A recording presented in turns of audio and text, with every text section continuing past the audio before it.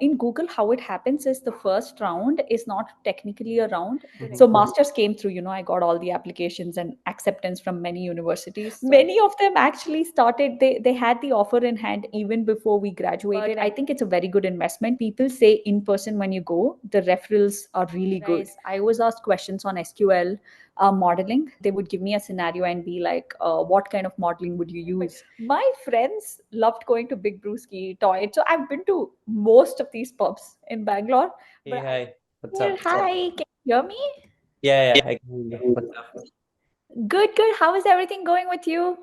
Good. So far, so good. It's the bottom of the entire master's period, searching for internships. So, I know.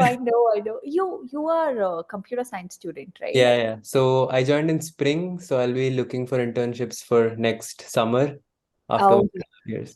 So it's like a casual podcast, no like formal interview yeah, questions or sure.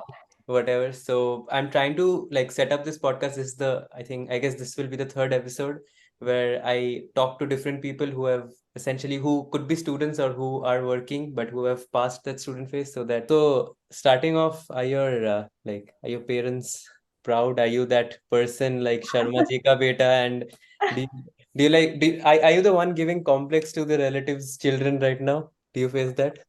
And no, nothing of those sorts. My parents have always been like, come back if you always want to. They're of course proud. Like whenever any conversation my dad has with relatives or any friends, the first thing he's like, my daughter works for Google in US. He's like that. Okay. Showstopper. Yeah, he's like that, and I'm like, it's not required. Yeah, but I think one thing for my family is my mother's side. I'm the first one who's come to US. Others have gone to other countries, parts of Europe, Asia, like Singapore. So I'm the first one to come to US. So it is a very different feeling and a very nice feeling for all of the family members that I'm here. And I think when you have like vacations and all, then there is no safety cushion. So you'll have to crash at your friends because I think some people have like a family member or something. So when Yeah. they land here, they have like a cushioning. That is, Yeah. So that's one of the biggest problems that I faced when I came here. Many of my friends, for all these fall breaks, they would go to their relatives' place, siblings' place here, and I had to like either stay back at the apartment or meet my friends, who are also very few here, who came from India initially. But yeah, it would have definitely been helpful, because I used to feel homesick a lot of times. okay. Yeah, makes sense. And especially during the college, I think once you start working, it still gets a little bit accustomed, but during your university, it gets, I mean, it's good to have a cushion. And are you from Bangalore? I saw that you went to PES. Yes, I am So from Bangalore. which part of Bangalore? I'm from Kormangla. Do Oh. you have you been to Bangalore? Yeah, I lived in Bangalore for like 4 years. So I was working, like I graduated from VIT and Oh, then I used to work at Moneyview, which was in Bellandur. I think you would even know the office. Like it's the Cisco famous office, Cessna Business Park. yeah. Wait, Yeah. you studied in BIT? Yeah. Bangalore Institute of Technology. No, VIT, Vellore. Oh, okay, Yeah. got it. Yeah, but like every one of VIT like placement whatever happens in Bangalore, so everybody just moves to Bangalore. And then I worked in Oh, Kormangla, opposite to Forum. There was this. What was the name of the tech park? I think it's called Prestige Star Tech. I oh, don't know. It could be a new one, but it's right opposite to Forum on like Hosur Road. yeah, So I should be Prestige. yeah, I was commuting there. It was on site, and that made me realize I don't want to do this. So I just wanted a break. So that was a decision for my master's. So I like when people ask me, it's a very different. Like I didn't do it for a career growth or whatever. I think things were okay in India. I didn't even do it for finances. I just did it because I got bored of like I don't know commuting to work. It's a very like I cynical thing to say, but agree. I was like, okay, let's try how the other side of the world works. So that was like my motivation. But yeah, I was commuting from Whitefield to Kormangla. It used to take me like 1 hour, 10 minutes every day. And Yeah, that was, definitely a lot of time to ponder over yeah, few. yeah, yeah. Sitting in the auto, right? Such a long journey that is. Yeah. Apparently now the traffic has become worse, and people are actually ordering Swiggy on Yeah, the way. yeah. I saw a reel that somebody ordered. I'm going to Bangalore in December. Like my home is in like my hometown is Kolkata, but I always end up going to Bangalore to meet everyone because all of my school friends, work friends, all of them are still in Bangalore. So are you like a toy person or a big brewski person? Do you have a or do you not? I don't know how to say this. I don't drink. Oh, okay. No, it's But fine. I have been to You're all a these third wave places. person then. Sorry? You're a third wave coffee person then, probably. Yeah, I love third wave coffee. Okay. I'm not a caffeine addict at the same time, but my friends loved going to Big Brewski, Toy. So I've been to most of these pubs in Bangalore, but I always went for the food because the pub food Yeah, in Bangalore is amazing. yeah, So I think I have a whole different story about life in Bangalore yeah. compared to the others. Right. And right now you're based out of Chandler? Yeah, I'm in Chandler. Okay. And where is your office, like main office? Where do you report to? Palo Alto? No, I report to San Bruno. So Okay. basically, my story is very weird. Okay. I got the offer for Google, I think, end of March 2020. That was the beginning of the pandemic. And Okay. then, yeah, so they told me join in the first week of April. And they Mhm. said get everything ready because they also gave me the relocation bonus to actually set everything. I met with the relocation lead, and then she told me all the things I have to get ready to move to San Francisco. And Mhm. then I was getting everything ready. And then they give me a call on April 10th or something. And they're like, hey, for now, just stay back in Arizona. Because once the pandemic clears, you come back in a month. So I'm still ready. Okay. I want to move in a month. So I'm just getting everything together. And then every other day, me and my roommate are crying because I don't want to leave her. But I'm also excited to go. Yeah, a little backstory is I did theater in India, theater Okay. acting. So in Bay Area, there are a lot of Indian theater groups, Okay. and I was really excited. I met with a lot of them over call, and I was like, I'm going to come in 2 weeks, and I want to actually be a part of your acting community. So I was so excited to go. And then end of April, they called me, and then they're like, we have pushed the date for 6 months. And then I'm like, okay. Okay. I'll have to probably stay in Arizona. So that just continued. And I was working from home because of the pandemic. And finally, last year in November or something, they called us back. Uh, Okay. like this was like a mandate. They told you have to come back or you have to choose work from home. It had been very long, a lot of changes in my life by then. So I was like, okay, I'm going to take a permanent work from home. So I took a permanent work from home in December last year. Okay. So And until then, then, I was technically for working for California, but from okay. Arizona. But now I am working from Arizona. Okay. And then when you were given the choice, how did you kind of decide that, okay, that you would choose Arizona? Because you were already like living there, you didn't want to move, Yeah, a relocate. lot of things changed. Like I think first thing I got married, Okay. and then my Congratulations. husband is also from ASU. We Oh, met okay. in ASU actually, and Oh, then yeah. So once we were dating, and then we decided we should get married. We were still ready to move to San Francisco because he was trying to apply for permanent work from home position so he can, okay. travel with me.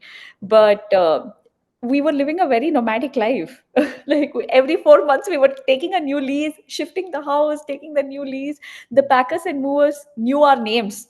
We were shifting that frequently. Okay. And then finally, both of us are like, we need to, halt and then probably buy a house instead of just keep moving.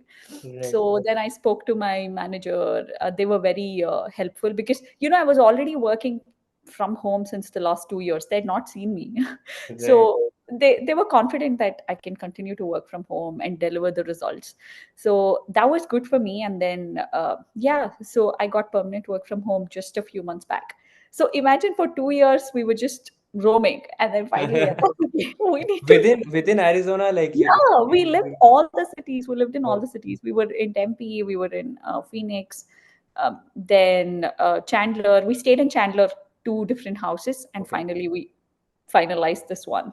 Okay, I've never been to Chandler. I was supposed to go to Scottsdale yesterday. We were supposed to bike, like basically bicycle, right? So we were supposed to bike, but then like one of my friends dropped out. But then luckily my bike got damaged. Like it's, I mean, irrelevant story. But then I was like, okay, thank God I didn't bike like 7 miles, and then in between, because I think Old Town is 7 miles from near ASU campus.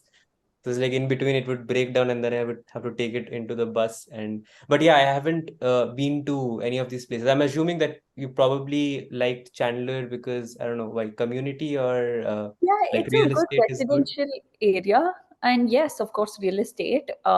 So, like I said, first we took a rented apartment here, not an apartment, in an individual community. We were staying in an Okay. independent house. So, we really liked the community.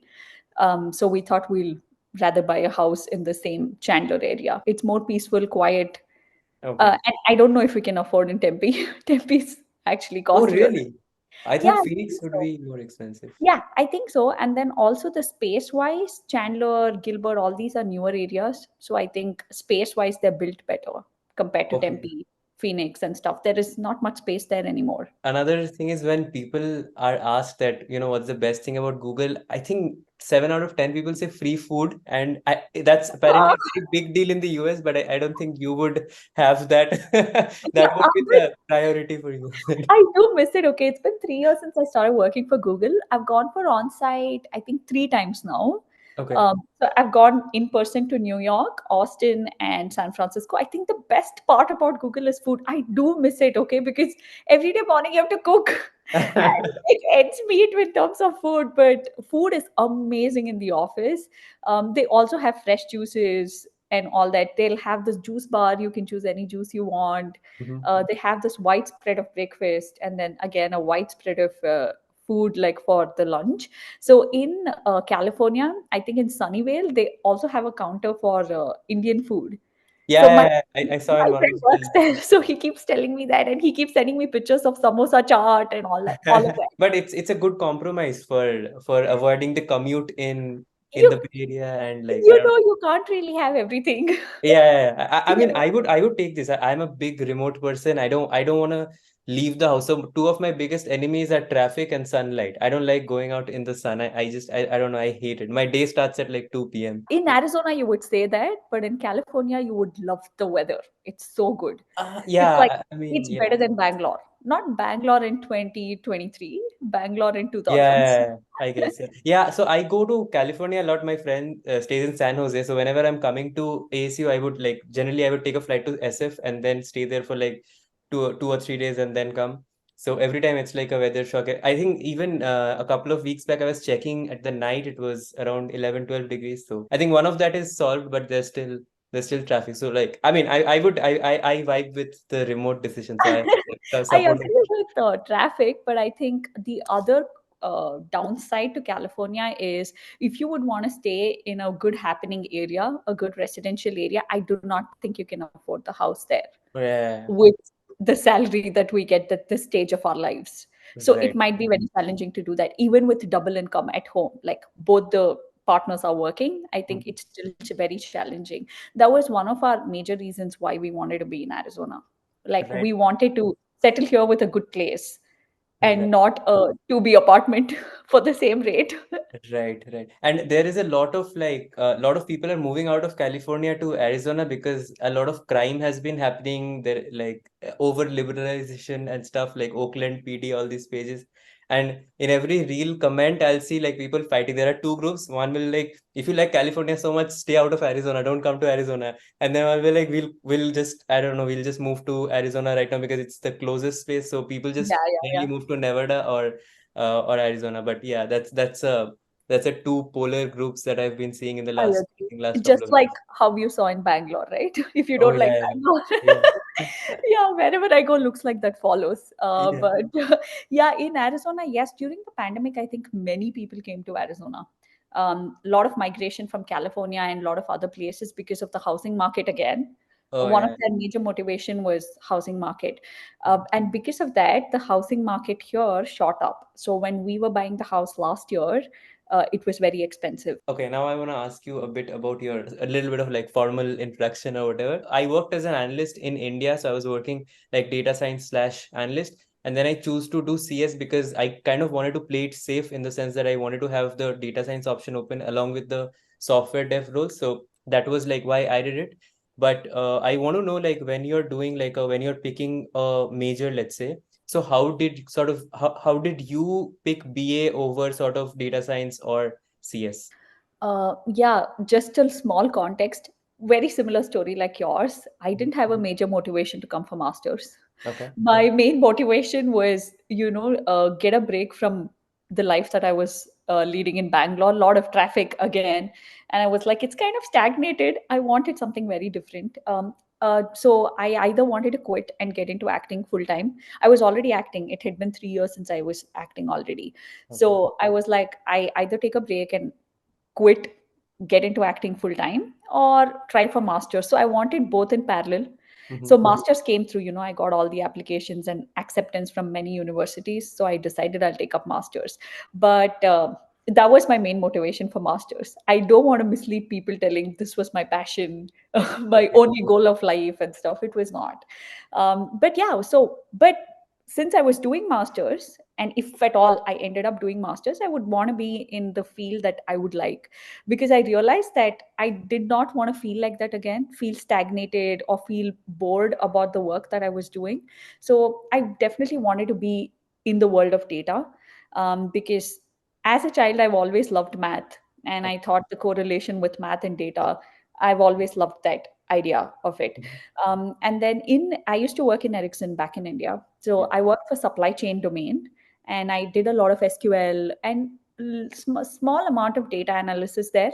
So I got a grasp of that concept a little bit there, and I decided whatever I do, I will be in this field. Um, Ideally, I actually wanted to get into data science, but I did electronics and communication in India, and you know how that is, right? I think to get that master's course, if you have done a different course compared to data science, I think that's pretty difficult. Yeah. So I chose the next best thing in the world of data. So that was being an analyst. And then while I was applying to all schools, ASU came through. I got acceptance from all universities. Oh, I chose ASU. okay. But yeah, it's not like that. I didn't aim big. I just thought, I might not get the other schools. So most of them were moderate and safe schools that I applied. So I think ASU was my best option out of all of that. And Okay. then, yeah, WP Carey is a really good school if you want to Yeah, pursue. I've heard Yeah. like good things about WP Carey. So that's the only insight I have to tell people when people ask me that MSBA. So I just say that, oh, okay, WP Carey. Like I've only heard good things about WP Carey. So I think ACU is good for computer science, and WP Carey, like whatever WP Carey And also Triple encompasses. E. ASU is really famous for Triple E. Oh, really? I didn't know that. Okay. It's very famous for electrical. One of the most famous courses is in ASU. Okay. Okay. And And I then think I think, construction is also okay, right? Because Phoenix is a good market. So yeah, I guess, and also solar. One of my friend, he did the solar energy course there. I okay. don't know the exact name of it, but he did that course. So it's pretty good because Phoenix, abundance of solar energy here. So Right, right. So, for MSBA, do you have to take like GRE and everything, or is it just? I am not from MSBA. I think I mentioned this when we met. So I'm from MSIM. Oh, Uh, okay.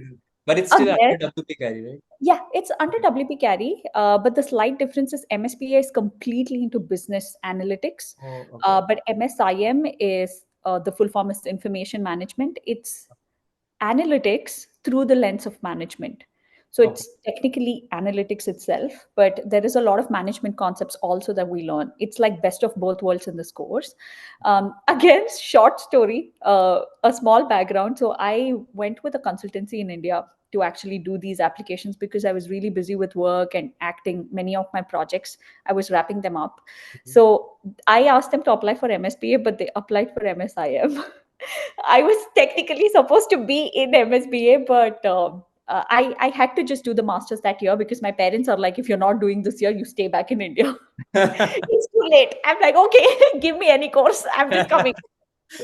So I had to do MSIM because of that. But as they say, I think everything happens for a reason and for good. I've always believed in that concept. So anyway, I just came for MSIM. I think the best thing that happened was also MSIM because I got a lot of managerial concepts, understanding of them, which has helped me a lot in my current role at Google and also my previous job role at Carvana, because it was not just analytics. It was a lot to do also understanding project management, a lot of back-end architectures. So I think we learned a lot of different concepts. So gets me an understanding and gives me the bigger picture. So that was really helpful, despite me not being happy about the decision initially. So, I mean, if this fiasco wouldn't have happened, you would have taken. So, do you think like MSBA is sort of the, for example, I'm choosing majors, right? I let's say have a STEM background because I'm trying to address concerns of everyone else who is watching this. Both are STEM. Both are STEM. No, no, MSIM no. and I meant like I have an undergrad in STEM, so I have like CS or got data it. science research. Now, if I want to get into analytics, then I should probably choose MSBA versus if I want to get into analytics or product management or project management, I should go Correct. to MISM. Does that Yeah. sound Yeah, okay? that sounds perfectly fine. I think that's the right way to go about if you want to do. And when my roommates were all MSBA, Okay. so I have seen their curriculum. I think one good thing about MSBA is it's completely technical. Okay. You learn only about analytical concepts. And I think at the end of your 9-month course, just before the end of it, I think you also do a project with an outside company. Okay. Um, ASU invites companies outside, not necessarily Google, but many of the companies within Phoenix, they come in and then they do projects with the students. I think that is a very good sneak peek into the outside world. But with MSIM, you don't have that. But honestly, it's just a 9-month course, and ours is a 12-month course. I don't think there is a lot of difference in terms of the timeline. Right. So, when you say 12 month, it's a fall plus spring plus summer. Is that correct? No, so we start in August. We started in August. I don't know. I think maybe it starts in September now, but we start in August and we end in July. So it's like 11 and a half month course for us. So, the entire of ASU graduates in May. Uh-huh. But Yeah, MSIS, we do the graduation walk, but we still have another quarter left. It's kind of a very weird thing. But we did take the graduation walk in May with everybody else. And then the next week we removed our robes and we came back to the class. We oh, just had another quarter left, and then we are like, okay, hopefully we pass because we already took the yeah. graduation walk.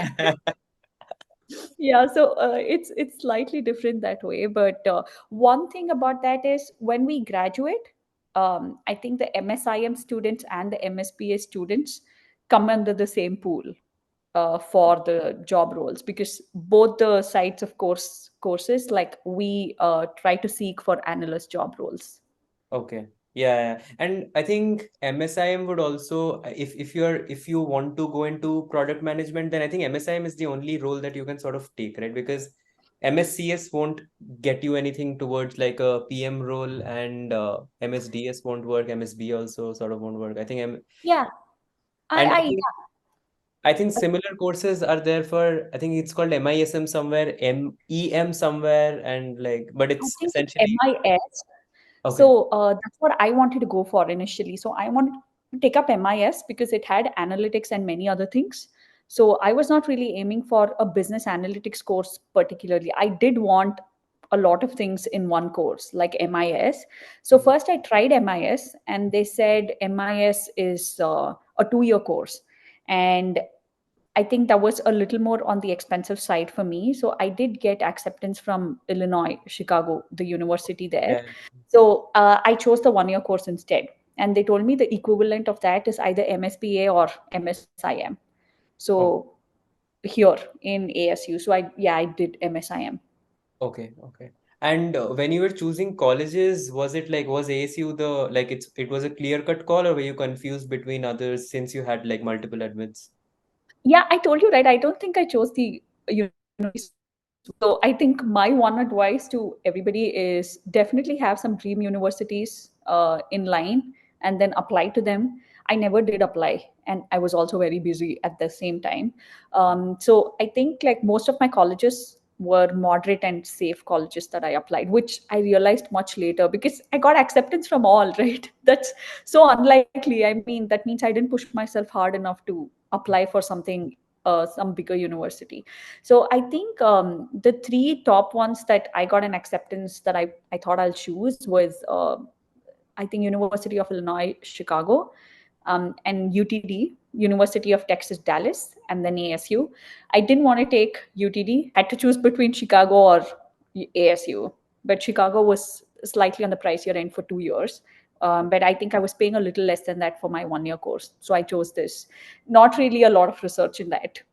Okay. Like I said, I did not have much time for all this. Luckily, everything turned out good. Yeah, yeah. And did you apply to NEU Boston? Because that is a very like I get like Oh so many yeah, I people are did. confused between NEU Boston or ASU because they are both at the same league, and they have Okay. like they're more inclusive than exclusive, so they do have a lot of admits. And most people have both. I got rejected by 9 out of 9 schools in fall. So then I applied in Oh, spring to ASU and I got like two admits. So I got rejected by everyone. NEU Boston, UIC, UT Dallas. Oh So wow, yeah.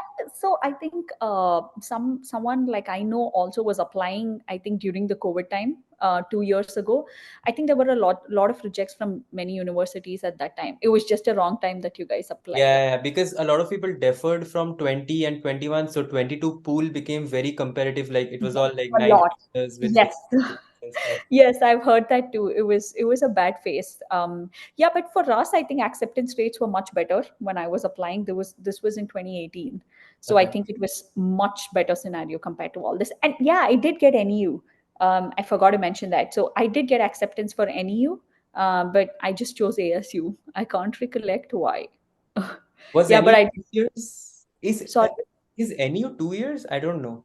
I think that was also 2 years. Maybe that 2 years. was my deal breaker. Yeah, yeah. And Boston is very expensive as well, so a lot of people end up taking ACU over Boston. Although Yeah. ACU does have like a very good co-op program, so I don't know. It's Oh, I I think I get also remembered like why I inclined towards ASU. I don't know if you guys had this, but they had some programs like held at Taj in different hotels, like in yeah. different cities. So in Bangalore, that happened at Taj. And Mhm. I think it was like a felicitation ceremony where they would introduce all the Yes. students who have got acceptance. All of them were invited, irrespective of their I-20 or not. So I attended that. It was actually a fun event, and maybe that's the only university I had such a close connection with in Okay. terms of conversation and stuff. So I met a lot of students there, and they did mention one thing. They said, Broadway theater, right? Broadway, Yeah, the yeah, Broadway company of acting. So yeah. they said that ASU hosts them, and then ASU is really famous for that. So it Sold. seems so silly. Yeah, it seems so silly now. Okay, so I went home and I'm like, I'm going. And then I've decided because until that day, I thought I will just get into acting because I'd got a couple of calls and I was like, okay, this journey is going to go good, the acting journey and stuff. But I was like, okay, why not in US? But yeah, ask me about it in 10 years, nothing has happened. So, like, how much time or effort are you able to sort of cater towards acting right now? Are you actively pursuing it? And then, Um, yeah, so I did try. Okay, it's a lot more complicated than here because, of course, you're born and brought up in a place is different from you coming to another country altogether and figuring out a lot of things. So I did act in ASU. There is Herberger Institute of Technology. yeah, For all those out there who are really interested, they can actually go there and audition for many of the roles there. They keep putting up a lot of things and they call anyone, even if you don't belong to that acting school. So I did two plays with them during a theater festival that they had when I was in ASU. So I was very fortunate to get that opportunity. So I was part of that. But apart from that, I have done a couple of plays, but with Indian theater groups. I tried to get in touch with a lot of them. mhm, And yeah, in Arizona, I did go to an acting school here for a few weeks. okay. Yeah, and then so it works differently here. You need to get a Hollywood agent and then get into all these auditions and stuff. I think it's a little more complicated. Okay. And I think for me, one of the major drawbacks for me would be my accent. I'm still trying to perfect the American accent, which I'm not trying to talk here. I know. But I have a very neutral accent in general. I've always tried to maintain that, but it's kind of being a very big challenge for me to grasp that accent. So if you think of it right, I will not be cast in many of the roles because of that. Because a lot of these roles will be restricted to one kind of um role. Like, I mean, I might have to just play an Indian. I Okay. might not be able to play somebody else because of the English or the accent that I have. Right. So Oh, yeah, the opportunities narrow down unless I make an effort to get that accent. right. Otherwise, like Raj from, have you watched Big Yeah, Bang? yeah, exactly. So see, I can always be someone like I can always play Anushri or Lakshmi, Arundhati. I can always play these roles. I will not be able to play someone like Anastasia. Mona. Yeah, Anastasia and all that. I won't be able to play these international roles. I wanted to know how does the application timeline look like for, because it's a 1 year program, so I'm curious too in the sense that for 1 year programs, do you come and then immediately start applying? Because for CS, it sort of works that you have to apply from July. So a lot of people, it's like sort of Got it. counterintuitive because for Yeah. summer, internships you have to apply before coming? Because I mean, because people start coming in August, second, third week, but you can start applying for internships from July, last week of July. So, but for full time, does it work like similarly, or for new grad positions, how does it work? Do you have to start from day one applications? I don't think so, but you can. I mean, if you want to do internship for MSPA specifically, I don't think you can. Yeah, I because am it's a not 1 year. sure if they offer. It's 9 months. I don't think Right. they have the time, and I don't know if they have the provision for internship. But Right. MSIM does have it. So in case anybody is taking MSIM, they can actually start looking out for jobs from day one if they want. But honestly, I would say January is good.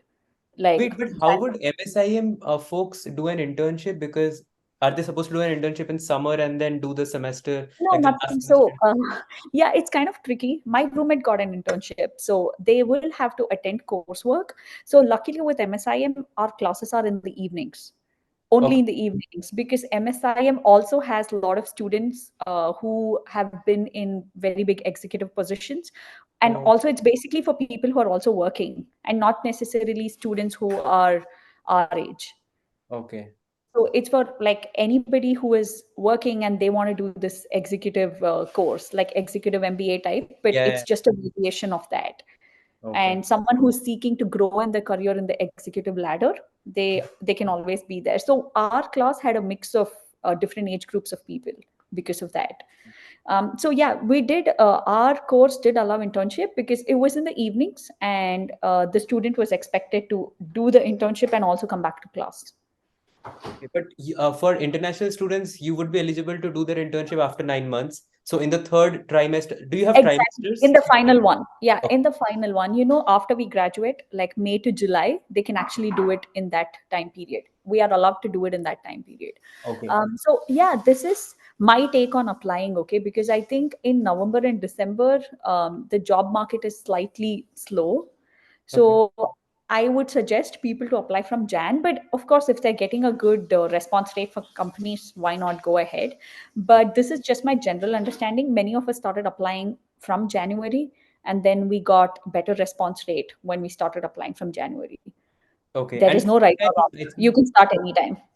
right. And I think for full time, it's more like the application window is like shorter in the sense that if a company wants to hire someone for full time, they would roll out that offer, let's say 6 months before. Whereas an internship is not that high commitment for a company, so they just roll out an offer even like a year ahead. Also, I think it depends on the role because software engineering internships open up very early. Data science and a lot, I see that they're still like sort of October, November, they keep on opening up. But software internships, a lot of tech companies do open up like in July itself. Like even like Fang, for example, a lot of Fang companies, some Fang companies do open up Yeah, in they do. last week. Yeah, they do. Just that I think the situation is slightly dicey now. I mean, I don't know if they are able to give a 1 year commitment like they used to before. Yeah, they're not. Yeah, so that's why I was telling. I know many of them who got the Amazon offer a few months before their graduation, but I It think got they rescinded. rescheduled the offer letter date or they rescinded the offer. Yeah, yeah. That's the I think that's the worst space to be. That Yeah, is worse than having no offer. yeah, that's worse because you're anticipating to go back to work, right? Like after you graduate, but I think it's very disappointing. Yeah, so that's why I said for us, it was good that we started applying in Jan. We started understanding the lay of the land. What's the response rate? Do we need to change anything for the resume and stuff? So that was helpful. But I do know many of them who started way early.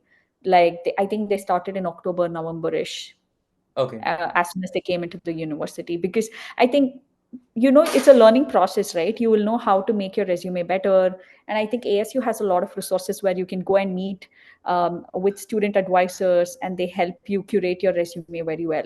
So I think they had a little more time to do that. Like I said, there's no right or wrong. Whenever you feel like it's the right time, you can actually start around that time. How was the application response rate in like when you were applying this? Very bad. Oh, very bad. It Okay. was- I mean, but people did get jobs. Response rates are fairly low because, we come with many of us who come from India, we come with lesser experience. Mhm. And then we also come as immigrants and a lot of visa issues. So, firstly, we need a company who sponsors for H1B. Sponsorship, yeah. And then, yeah, second is we would have come here with 1 or 2 years of experience, right? Sometimes they don't want it. Mostly they want people with higher experience, with 4 or 5 years. So I think a lot of those challenges were there. But there will be companies, of course, would say entry level, less than 2 years of experience. So I think the pool would become much smaller because of that, because of these constraints, H1B and experience, Right. the years of experience. But yeah, otherwise also response was fairly low. But there are people who do get higher response. My personal experience, I didn't get a lot of responses. There were very few companies that I got responses and interviews for. I would say about 15. Okay. 15 to 20 maximum. I can't recollect the exact number, but I've not got more than that. That's That's This time it's like last time, although the market has changed a bit, but last time it was extremely bad. So, like the last podcast, a friend of mine, he's doing a machine learning internship. Like he did a machine learning internship last summer. So he did, I think, around 700 applications, and his response rate was around, like, a lot of companies send auto online assessments for that's the worst. yeah. So you Like, think, oh, I've been you're shortlisted, but you're not. yeah, we're like, what just happened? There are times when they just send you the reject email within 5 minutes. Oh yeah. And I was like, how did you look through the resume? Yeah, and so he had like around three interviews, and then I think he had one offer. So the I think the funnel has gotten like narrower last time, but I think yeah, I would say that 15, 20, and you would have probably done what, 200, 300 applications or less. More than that. So we used to Oh, like do at least 50 to 60 per day. So when I say 15 to 20, I don't think all of them include interviews. I okay, would okay, say about 5 or 6 I okay, gave the interviews, five okay. or six, not more than that. See, getting an interview is very hard. But I'm saying I would talk to the recruiter at least. I Yeah, think yeah. around 15 of them, I went till that stage. And then again, all this H1B or experience, or if they didn't feel my profile fits very well with the profile that they're seeking for, they would just not go ahead with it. But I think I've given around 5 to 6 interviews. Okay, And okay. back then it was in person. So I've given the in person interviews. Okay, okay.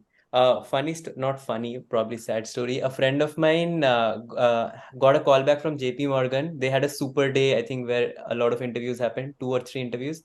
And then after the interview, he got a call from the recruiter that he was selected for the internship and will probably, like, they have a very high conversion rate for return offers. Yeah, yeah, Then I've they heard. asked that, do you need sponsorship? And like, it's like, yes. And then it was, We know how that went. yeah. That's sad. I think JP Morgan does not sponsor for a lot of roles. They do for some roles, but yeah, they don't. I think he had put no when you say that, because it was like he applied in July. It was one of the first internship applications that he did. Oh, So yeah, yeah. that's why he got selected. Otherwise, he would have got like an auto reject. So Yeah, it's such a tricky situation to be in, right? What I've noticed is many of these companies, they're actually sending out rejects now uh, because of the sponsorship. The right, ones which were actually accepting sponsorship before looks like they're not accepting now. This right. is what I've heard because I know many of my friends, they have graduated now from ASU this year, and they've been telling me these challenges that they're facing. So for you, when did you get the Carvana offer, and when were you sorted on like, okay, I'm joining Carvana full time? Yeah. So for me, right, like I said, the market was completely different then. You'll be surprised at what I'm going to tell you now. So I graduated in July, and then Carvana started in September for me, September first week. So that is just, I just waited 1.5 months. Okay. But that was considered late. Many of them actually started, they had the offer in hand even before we graduated, and many of them actually got their jobs. So all of them I know got jobs because I think the market was at a much better place back then. And then everybody got a job. So mine started in September. So around the same time I gave Carvana interview, I also flew to San Francisco for Google interview. So they Okay. called me in person. So back then, like I said, it was in person interviews. So I went to the Google campus for the interview. Yeah, it went well. It went great actually. And then I came back. I started Carvana, and then I got a call from Google telling you're not selected. So I was not selected the first Oh, time. oh, And then they did a couple of rounds. So I think they wanted to pursue me to for that job role. So they actually did 2 additional rounds. Ideally, they'll just have 4 rounds. I think one is online, and if you get through that, you'll have 3 more rounds in person. When I was applying for the job. So apart from these 4 rounds, they actually did 3 more rounds for me around the same time. I think two. So they did 2 more rounds because they wanted. I think they liked my profile, but finally I got a reject after 6 rounds of interview, and they told me that it was a fairly new team. They were looking for someone with more experience. Okay. Okay. And I was considered a fresher because I just graduated. And they told that they really like my profile. They'll keep me in mind. But of course, I was like, oh, okay. I mean, it is what it Lie. is. Yeah, I was The like, okay. lie. I don't know. Okay, I don't know what to believe. I'm like, oh, okay. And then I just continued working at Carvana. Gained a lot of experience because it's got a very startup culture, even Okay. though it's not a startup anymore. But it's got a very startup culture, and then very disruptive culture. Every day they want something new. They want to achieve a lot of things in one day. So I learned a lot because there was not much time for my orientation there. Right from day one, I was working. So my orientation was like, I met my manager and he's like, yeah, can you start working on the Python script? Mm-hmm. It was like that. There is no ramp up period. Okay, I don't know how they work now, but that's how it was when I was there. And then 5 months later, I got an email from Google saying, hey, we are still looking to fill the same position. Are you still interested? I'm like, yeah, why not? Uh, Of course I am. And then they set up another final round of interview. They were like, we're not going to do it from the beginning because you already did 6 rounds of interview. We're just going to have one round of interview for you. They did that one round of interview, and then I just waited. It was 2 months. It took 2 months because that is the time pandemic was hitting, and then there was a lot of things that they were handling. So finally, end of after 6 months of my time in Carvana, I got a call that I got the job, okay. and yeah, so many things changed after that. Right, right. So, like, but good thing that you didn't have to go through that entire process again. Yeah, and I'm happy that they remembered. That's something that I never thought would ever happen. Yeah, I was happy that that really happened. And okay, now I want to talk about your application to Google. Did you apply like directly, or was it like through, did a recruiter reach out to you, or was it through a referral? How did it work? Yeah, so I just applied, though it was one of those 60-50 jobs that we apply in a day. So I used to maintain an Excel sheet, okay, Huh. because I just wanted to have a glance at how many I applied at the end of the day. So I would aim for around 50. So one day they sent me, I got an email telling, hey, you're chosen for this role at Google. And then I was like, I think this is spam. I didn't respond. Okay. And then I was like, let me go back to that Excel sheet and check. So I had applied for that role. And then I just shared that resume and then I'd applied and all that. So I was like, yeah, I'm free. And then I scheduled some time with the recruiter and stuff. So that's how it happened. It was it was great that it worked out. And the position was business analyst. So was there any Yeah. online assessment, or was it like the first one was a phone screen with the recruiter? Yeah, so in Google, how it happens is the first round is not technically a round. The recruiter calls you, and then they will explain the interview process to you. Oh, And okay. then they will tell what you can expect in the interview, not necessarily the type of questions. Um, I think they will also walk you through who are your interviewers, what's going to be in the first round, what kind of interview to expect. So you can ask them any question you want.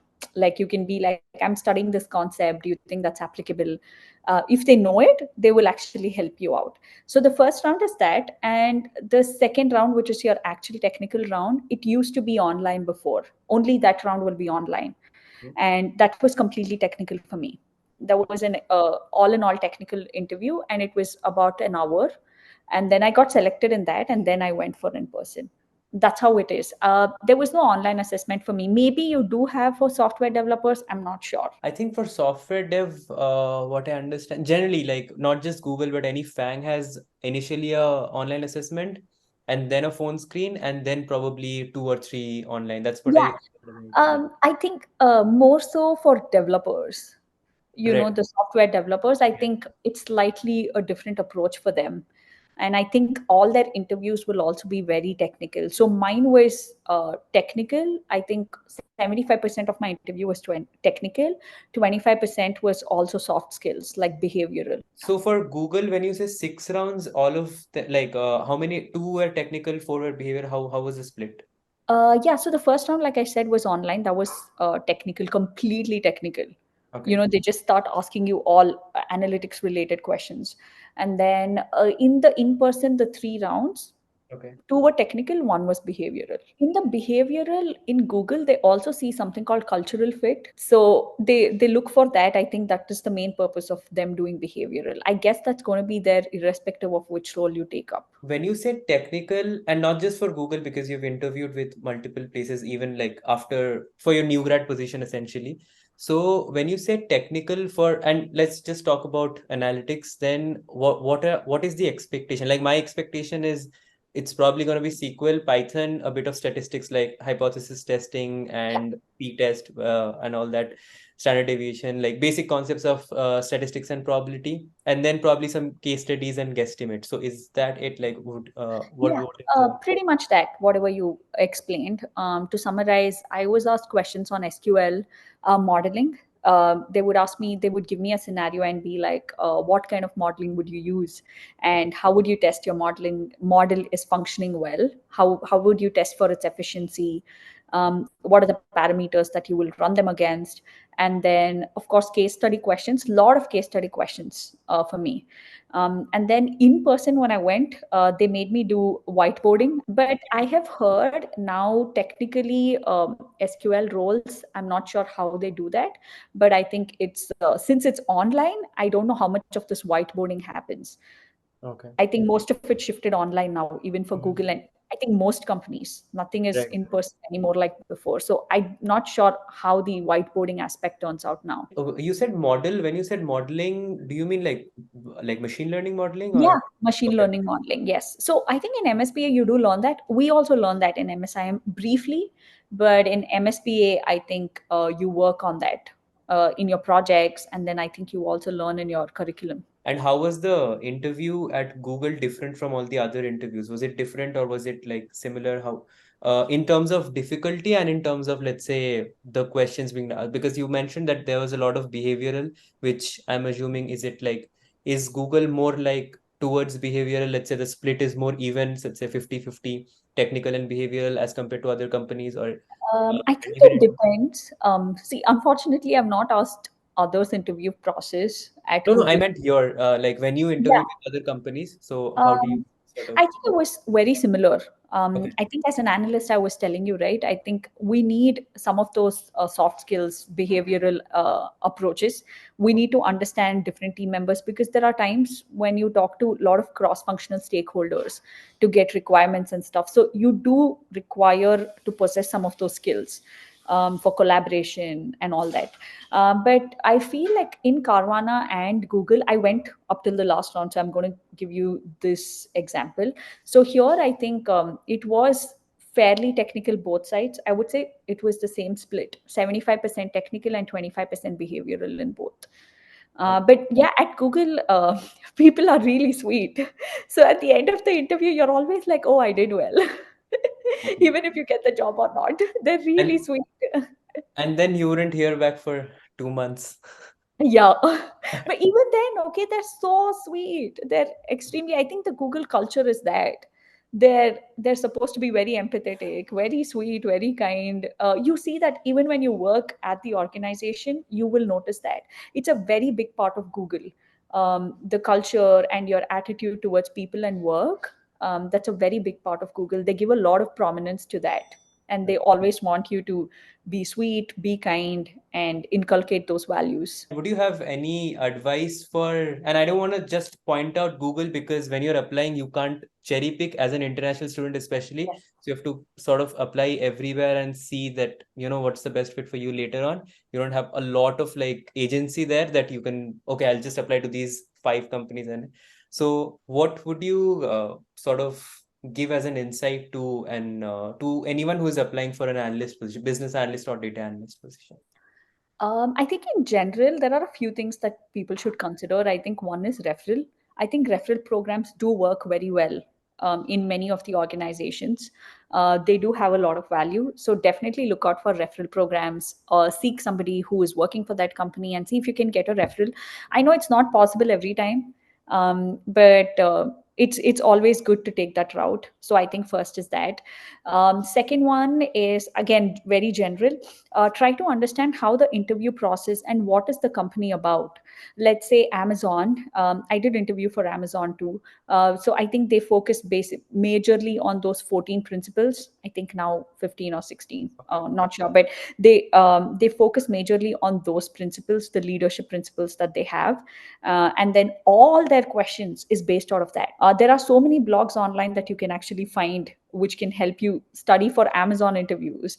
There are so many blogs and YouTube videos which you can see to understand how to give Google interviews. And yeah, so I think understanding what the company is about, what they focus on most before getting into the interview also will definitely help. And then I think next one is also something very important, but I think it's a very women focused thing. Have you heard of Grace Hopper conferences? Yeah, it So happened last week, right? yeah, exactly. So I think for students, it's much cheaper compared to working professionals. I think you can get that for 200. I know it's a lot as a student, but I think it's a very good investment. I've not been there in person. I've attended that virtually, but people say in person when you go, the referrals are really good. And there is a very high possibility that you will start getting interviews from those companies whenever you meet a person in the executive leadership level. So I think Grace Hopper conference is a very good way to approach these companies, especially Microsoft. I've heard that they take referrals very much in larger volumes in Grace Hopper conferences. So I think that those are generalized. Apart from that, I think again another one general one is everyone's timeline is different. If I get a job in 1 week, someone Yeah, gets 2 weeks, someone gets in 1 year, it's it's nothing to do with your capabilities. Just be strong, just keep continuing and motivate yourself, because it's not a judge of how good or worthy you are. right. And I just feel it's just sometimes the timeline is different for different people. Do not judge yourself based on that. And I think a lot of it is like, to add to that, I think a lot of it is just mental, that you have to sort of keep your composure, because sometimes what will happen is someone who you think is, let's say, not so decent in technicals. I've seen this case. For example, I'll just take an example. Someone who has done a FANG internship in India, which is much harder, I think, has received a very low ball offer here, versus someone who has come with no experience has got a very like decent offer, like a FANG offer, let's say. And then it's very difficult for this person to like, okay, shit, what is happening, like how is this happening? But in that point, I think you have to sort of make peace with the chaos, that okay, this like entry is very chaotic, but then you can later again like build Yeah, on stuff. I Yeah. agree. Yeah, I was telling that I also started with Carvana, and then I think each experience is a learning experience. You can always gain experience in a company and apply for another company that will be your dream, or if you're getting a better offer. But yeah, like I said, right, don't be too hard on yourself, because you have come to a different country altogether and you're trying to set things up for you. It could be challenging, and it might differ for each individual, because each of us have different personalities, different outlooks.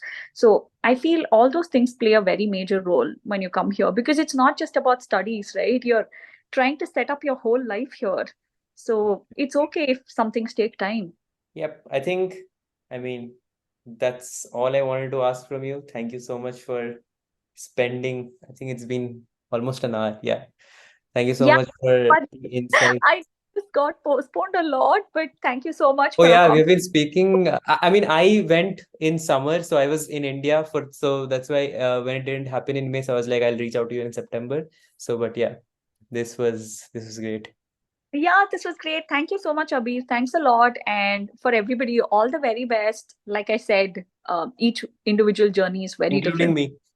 including you. Yes. Cool. Thank you so much. Let me know if you're coming to ASU for alumni meets or anything. I'll buy you decaf because. Yes, now you Cool. know. But yes, definitely. Let's catch up soon. Yeah, look forward to meeting you again. Chalo. Bye bye. Have fun. Bye bye.